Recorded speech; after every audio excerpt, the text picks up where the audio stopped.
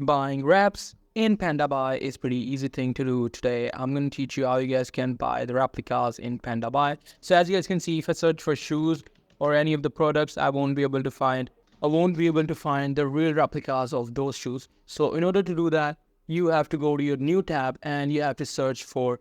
So suppose I want to buy the Pandabuy's wraps for the shoes. So I'm going to go to the Google and I'm going to type in Pandabuy shoes listing, and what it will do is it will show me the products that are not available in Pandabuy but are being sold. So I'm just going to type in spreadsheet as well, and these are the spreadsheets page that show you all the applicants, retailers. So suppose I want to buy these items, I'm going to click on this link and it will take me to new page. Now here, these are the links for the Pandabuy products. Suppose these are the Jordan ones replicas. So if I click on that, it will take me to the Pandabuy but with the Jordans as a product.